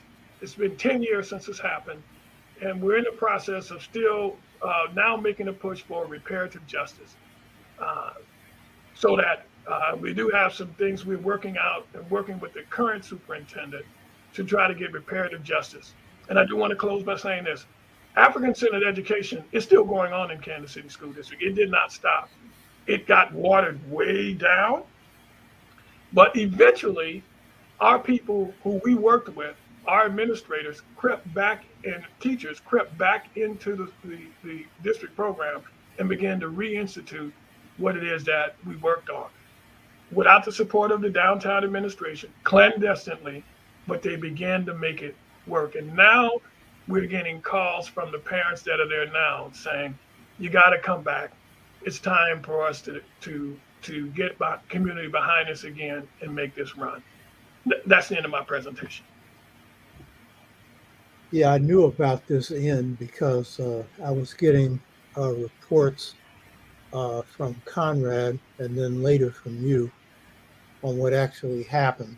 And I see some people here are surprised, as they should be, that someone of Molefi Asante's stature would play this kind of role. And this speaks also to the fact that if you're talking about what Black Studies means at the university or African Centered Studies means at the university level, it's determined by what's the relationship of those departments to the community. And it's really determined by who are they loyal to. And I pointed out that among the African Centered scholars, I'm the only one that's a revolutionary. Some will call themselves that, they're not. And that's okay. Asa Hilliard was not a revolutionary. It's okay. He was progressive, and he'd never do anything like this. You know what I mean? And they were producing stuff that was good for the Black community. And it was more radical than they realized. You know, so you don't have to be a revolutionary to do this. And I don't care what amount of money you got. It doesn't justify it. $28,000? Give me a break. You hear me? So what I'd like to do now that you've raised that point, because we don't talk about this publicly, and since this has happened, Molefi Asante has been publicly challenged on this. It happened in Houston, Texas, when he was down in Brother Kofi. This is at Texas Southern. He spoke, and Brother Kofi got up and challenged him on this. And what he said was that reason, what he heard was that we stole money. Nobody, of course, you don't steal money and not go to jail stealing public dollars in America. There was never even an indictment on that. And none of that ever happened. The school board in July following year acknowledged that nothing was ever stolen. I mean, they said it publicly in the Kansas City Star. But I want to do something, if I could, just for folks who, they're rightfully so, would be concerned that, is this just hyperbole? Well, you should be seeing my screen now. Do you see it? Yeah. Okay. This is, if you're looking at this contract, this is the contract between the school district, and I'm just going to show you a couple of things on it. This is the contract between the school district and Dr. Molefi Asante. There it is. And just so that everybody understands, I'm telling you, there's his signature to the contract. There's the date. Can you put this up on the screen? Yes, I'm going to put it up on the screen. Let me make sure I put it up on the screen here. Let me go back. I'm going to do the share process over again.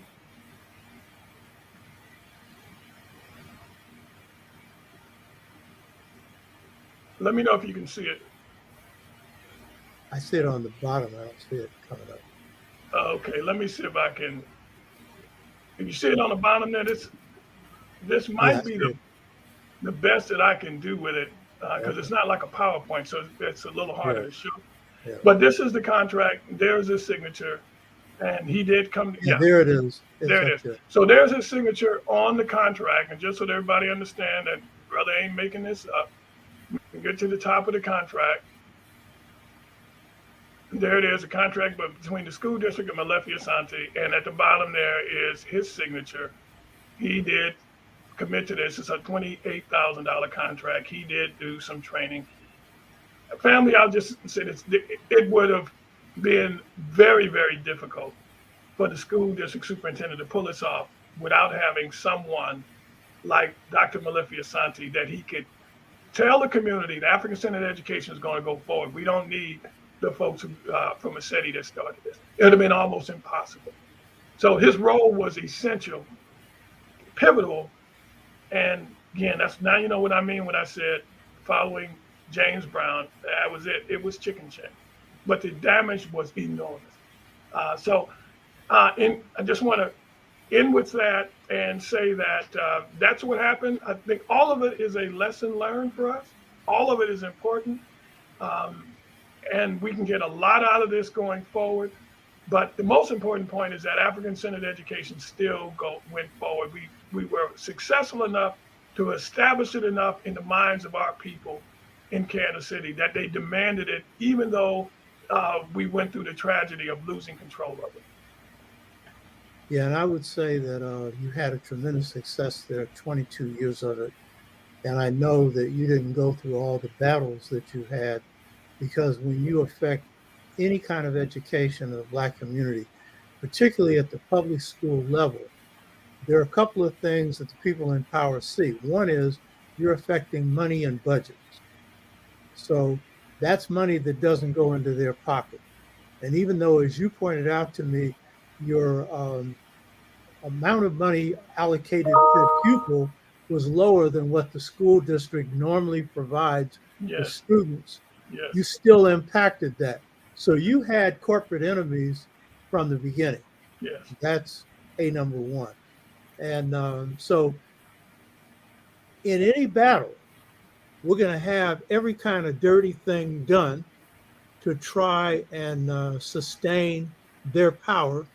And so this is what they pulled out of the trick bag this time. Mm-hmm. But there's always going to be stuff coming out of the bag. The key point is you succeeded for 22 years, and it's a model for what Blacks can do around the country. Doesn't mean you're going to copy exactly what Kansas City did, because they took advantage of their situation. You got to take, as Brother Leon said earlier, make do with the hand that's dealt you. Mm-hmm. And that hand, you start with that hand, and then you begin to make your own moves. So this is the key point here, and shame on anybody who would take a position based on money on anything, betraying our own community's interests. And Malefi has provided, his department has provided 3 faculty for our department, one of whom was my replacement, who's a very good person. So the department has done some good work. But the fact of the matter is, if you can't apply what you do in the classroom to what people are doing in the community, that negates what you stand for. That's bad news.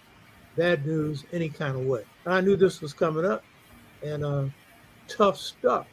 Somebody doesn't like hearing this. This is a fact. And what I can say is, INBA, this is something we had in our Constitution.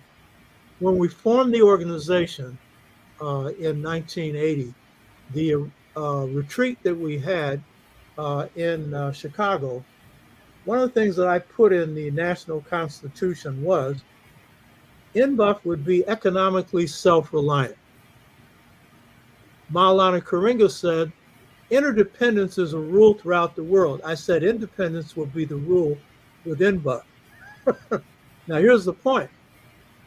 INBUF as an organization has never received money for anything we've done. And the people in it have been in it for one reason. By the way, Gaddafi was giving out millions of dollars. And because we had this provision, and then I went on the Warcraft, but INBUF wasn't going to take it anyway. I said, we definitely ain't taking this money. Gaddafi is about as unpredictable as the weather. You know what I mean? For example, he gave the Nation of Islam money and then comes on television during the Nation of Islam Savior's Day and tells them that they need to have some kind of movement in this country to replace the power of this country. I mean, he's calling for some kind of revolutionary movement of blacks. You know, nation could withstand that. NBUF couldn't have. You know what I mean? Because I think the system said, well, that ain't going to happen, blah, blah. So the key point is this organization with integrity. And this organization, I know Ajamu was like head person. I know he didn't get a dime for the whole time they were running the program. Neither did any NBUF people. He didn't discuss the fact that NBUF's role in this was to protect the program. He just passed over that without pay. That's also how you protect something, because nobody owns you. So I take my hat off to the work that you all have done. And it's a shame that this happened. But the fact of the matter is, you got a template for how you can do this. People need to pick it up. And this is why we're doing this show. A lot of people take these shows as good information. Yeah, it's good information. But it's also an example of how you do something in your own community. Take this information and apply it so that you can build something that will be of help to your people. In this case, our children. So y'all did a wonderful job. And I hope people got some lessons from this. And I want to thank both of you. Proud of both of you, Leon and Ajamu, and all the people that work with you that have made this happen. There are a few comments here. One is from Worley Smith, and the comment is, young teachers today are reluctant to volunteer for after-school programs. And so the question here was, are there ways for us to do that now? That's basically the question.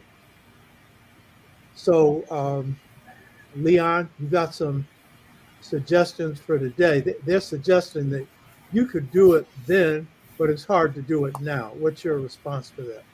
Getting volunteers to work in these schools. You're asking me? Yeah. Only thing I can say, you have to assess the community in terms of what you have to work with and go from there. You know, it's not as easy now as it was then. But I would add this, that just as it's only a minority that did it then, it's only a minority that's going to do it now. You know what I mean? And the fact of the matter is, maybe it is a little harder for some, but then if you get to the people who have consciousness, they'll do it now. You know what I mean? You got. Well, I often say you need three things. You need commitment, consciousness, and concern. You need to have concern, commitment, and consciousness.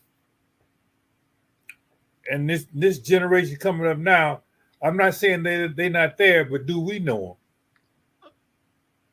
Yeah, right. Yeah, well, that's a part of an organizer's job, because you used your contacts in the corporate world, but you use them wherever you're coming from. You know what I mean? And so it's a question of putting out what you're doing, and bees, make honey. And, people are attracted to things that, they're oriented towards. And the main thing I would say to the person that made the comment is, if you think you can't get them, you won't get them. But if you think you can, you'll find them. And this goes back to the definition of power. Power is your thoughts, and it shapes who you are. And so if you think you can find them, you'll find them. It won't be easy. That's the whole point. You won't get 1 million. That's another point. But you'll get them. You hear me? That's a key point. Lao Tzu, a question for both Dixon and Webster. Have you developed strategies for combating the excessive amount of medication as a means of controlling the behavior of our students? That one came up for us. And I just want to make a couple of points in regards to that, something I wished I had said, that our schools performed very, very well, but we didn't handpick the students. We took all that came. I think our turnaround rate was a little less than 2%.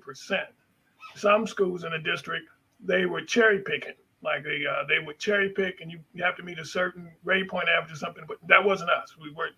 So we would wind up with a number of students who were coming from schools that they weren't successful at or had other issues. And so it was important for us to make sure our staff understood the psychosocial dynamics of our community so that they wouldn't try to medicate just because they didn't want to spend time dealing with those young persons.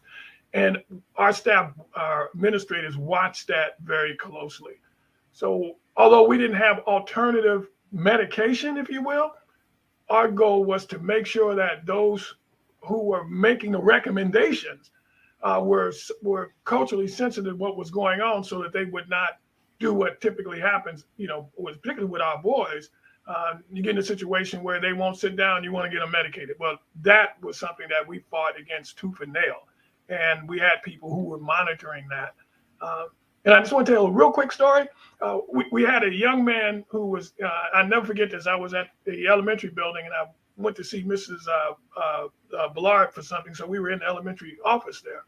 And a young man was in there and he was just fidgeting, sitting in his chair, and he was just fidgeting. And one of the administrators from the district came in and said, well, this young man's supposed to be in class? And the vice principal said, well, he is, but I'm going to be working with him because he's not having a good day. And the administrator said, well, shouldn't he be reading right now? And she said, oh, yeah. And she said, young man, get that book and then read for this person. So here, this young man was in the first grade. He took a book off the shelf. When he finished reading, the administrator was just shocked, like, oh, wait a minute, he can read? He can read? Because the expectation is that our young people are not performing. And so therefore, if they're moving around too much, they need medication. No, he was, the teacher knew that he was just not having a good day. And the vice principal said, I'll take him for his time period. That's how we dealt with those issues, not send them out for medication immediately because we don't want to be bothered with them. And young Black males especially, according to whites, are hyperactive. They're not hyperactive, they're active. And the main way that you teach Blacks a lot is through motion, especially younger Blacks, not just sitting them in a chair and lecturing to them. And that's also a part of learning through doing.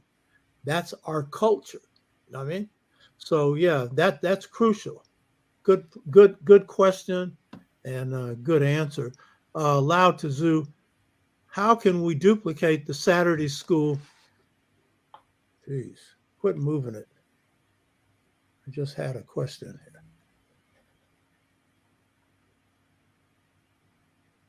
How can we duplicate the Saturday School and Learning Center in Michigan as part of the cultural center we're in the process of establishing? Any suggestions? Yeah. First of all, you need what I would say two things. When it comes to the subject matter, you need somebody who knows the subject matter. But just because you like kids and want to work with kids and concerned about kids, that's fine. But if you don't know math, you can't teach it. So you need somebody who knows the subject matter and who has the consciousness to go along with it. Now you have to assess your community and see who in your community has those qualifications or who's the best person with those qualifications, and you move from there. And then like when Ajamu was talking, I was thinking, he mentioned last school, and they was going to have a math test. And so like one of the teachers told the principals to work with me. So I went over there and I said, I work with you on one condition. You let me do it my way. So she did. So long story short, I worked with them for about 2 or 3 months. And then when they took the test, they told the teacher that, I mean, they had never seen anybody make that much progress. So she swore they must have cheated. And I told the teacher, said, have them talk to me. Which they never did, because they wasn't going to argue with me because I was going to win the argument anyway, But see, like it should be pointed out with respect to teaching math, you can be truly outstanding at computation and not be good at math at all. But see, if you don't understand that, how you going to relate that and work with your kids in that regard? And most of the teachers don't. And the example I use to illustrate that point, and Ajamu can deal with this because he used to teach fractions. When you teach in normal schools, normally when schools or teachers teach fractions and it comes to dividing fractions, they take them just to take the denominator and flip it and multiply it. But they never tell the kids why you do that. And that's where the education comes in. Just don't do it because somebody said do it. Because I asked the kid one time, I said, why you do? He said, that's what my teacher said do. So I opened up the window, I said, go jump out the window.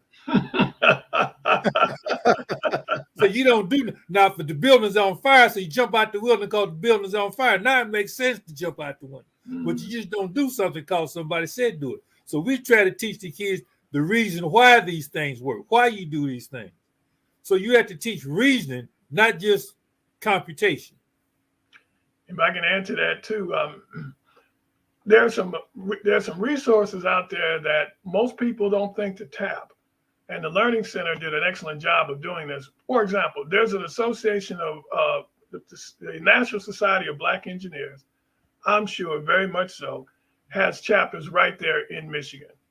That's a great resource for math, computer science, STEM. It's a great resource.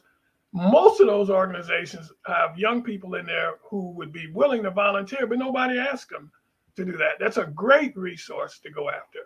And many of those groups, like the computer science organizations, they're Black computer science organizations as well, accounting organizations. And if you can get the young people who just came to town, looking to get connected, looking to find their niche, because that happened to me, you can find them and get them early and get them engaged early because they're looking to meet people and get to know the community. So grab them early and get them engaged early, and they will be a resource for you. So I would encourage you to look at those resources. There's a comment here. Let's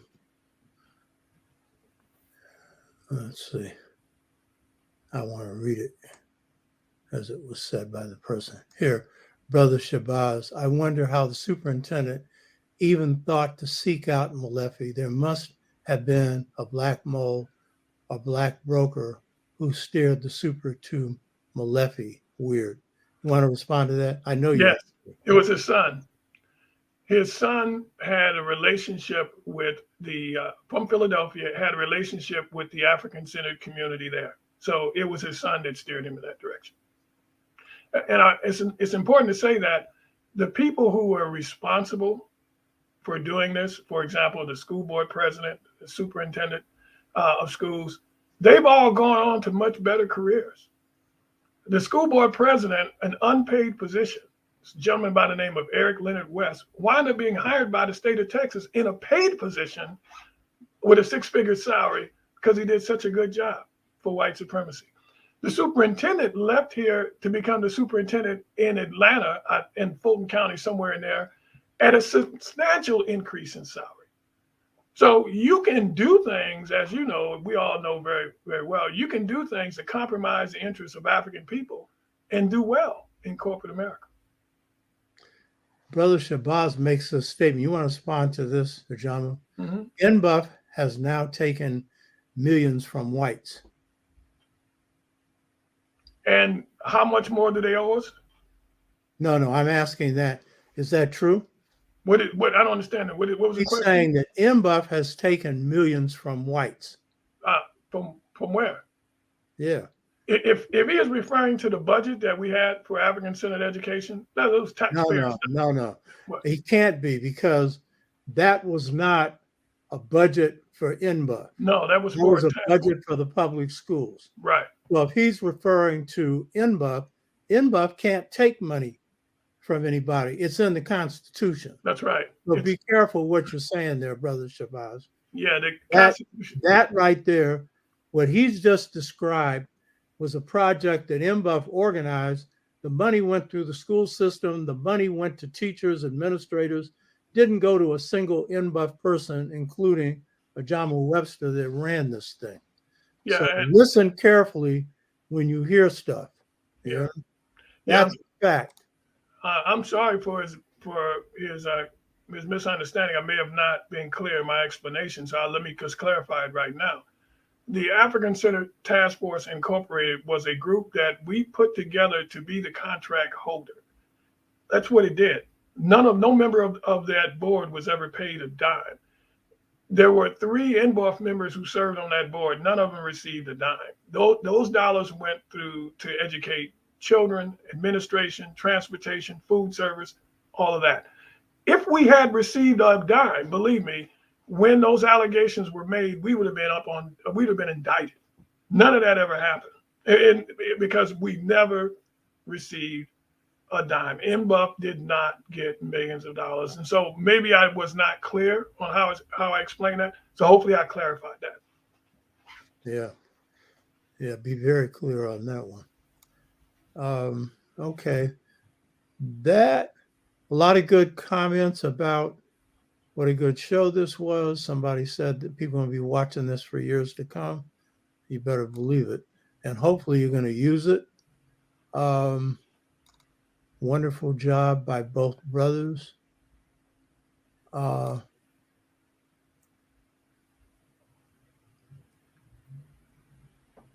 Let's see. Anything else?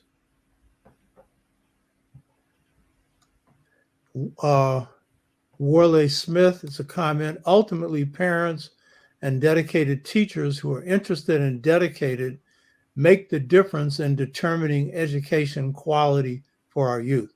Any comment on that? That is ultimately, but in order to do that, you got to be empowered with what is best. And it's hard pressed for anyone without some type of research and study to be able to say this is the best education, because that's not what's available to us. We don't have that option. So you're choosing between bad options. So part of the struggle with us, from our struggle, was to provide that kind of information. What's the best? What's the appropriate? And we didn't answer that ourselves. I mean, that's what our connection to our scholars were. But ultimately, parents make that. But here's a deal. I mean, this is a hard lesson. And it was a hard lesson for us to deal with. Your enemies, when they come at you, they don't have to be right. They just got to spread enough confusion so that if you hadn't done a very good job or the best job of educating your base can freeze. The same, we see it all the time in corporate America. Folks know that eating meat is not healthy for you, but that's why they come out with these studies and say maybe it ain't so bad, just to spread enough confusion. The food industry is doing it. The pharmaceutical industry did it. The smoking industry does it. It's a strategy. And so we have to continue to reinforce what is Afrikan Centered Education? Why is it important? So that our people can have the tools to be able to fend off the propaganda that comes at us that says, you know what you really want is a good place, comfortable place for your child in America. I mean, that's really the alternative, is a good, comfortable place for your child in America. So I agree, but that does not happen without continued reinforcement, education on what the options are, so we can decide the best option for our people. Good point, because that can also be the way in which we excuse ourselves from not doing our own organizing. Oh, yeah, all it takes is good parents who are aware and stuff. Good parents who want their kids educated and who have got jobs, they're raising children, and then their kids are being miseducated and don't know how to build the power. So the people in the community who are doing the work, they got to do that work to connect those parents up. And that's not easy work, as you've just explained.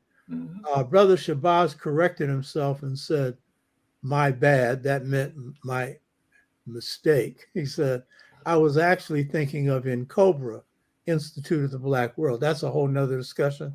I Yeah. know what he's talking about. I ain't getting into it right now. But yeah, so be clear when you put something out what you're talking about. Be clear. You get corrected. Make sure, because you don't want to confuse honesty with dishonesty. So this has been a great show. This is the longest one we've done, and we do long shows. But I'm going to say something. This was necessary because y'all got an education, not just in information, which is very important, but how to build power in your community and on different levels. And so hopefully this is going to spark an interest in people wanting to do some systematic training around this. And I know I can count on Brother Ajamu Webster and Leon Dixon to help in this training. Have I got your commitment here? You got it. Hey. So, and Sister LaShonda Henderson, glad to see you on the show. And everyone else, we appreciate your participation. But Ajamu and Leon, it's beautiful, man. Really. I just want to do a quick shout out to LaShonda Henderson. Right on. How many people tune in? Do you have? I don't know. Well, you'll have to go to the actual show thing. It's usually 150 or so who come in and watch, and then this number here that's on the chat. So I don't know. Well, in closing, I would also like to point out that the Learning Center, we didn't accept anybody's money that tried to determine what we was going to do. If somebody, we had people offer us money, we turned it down because they wanted to tell us how to work with our kids. Said, no, you can't tell us how to work with our kids. You know, Yeah, I hear that.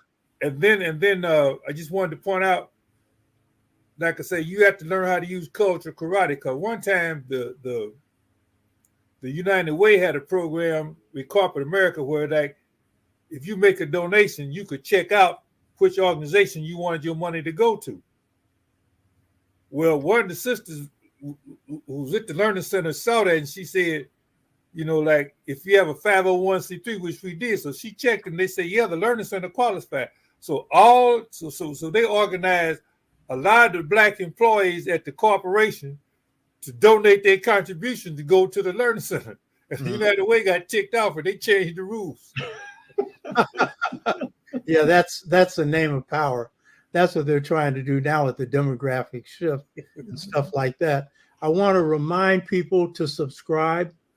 60% of our viewers are subscribers, 40% aren't. You 40%, you watching the show, you're getting a free show. It's quality stuff. Subscribe.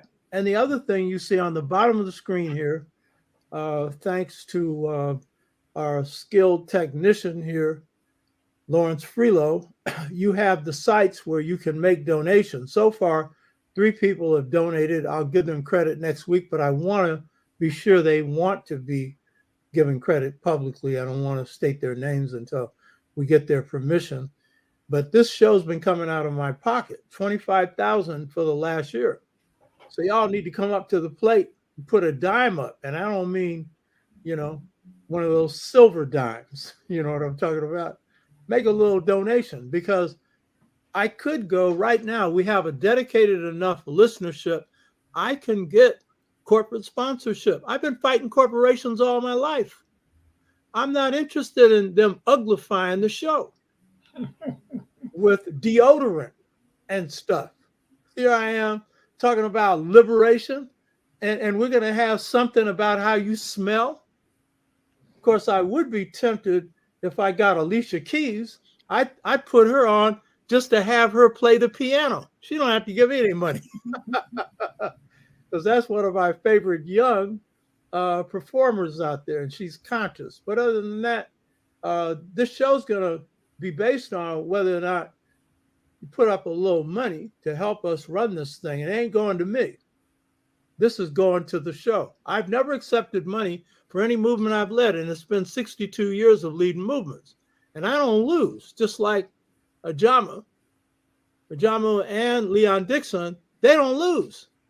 You hear me? We ain't into losing. So support the show and get more of your friends to support it as well. So I really want to thank you all. And it's been beautiful. And for all of you that were listening as well, thank you.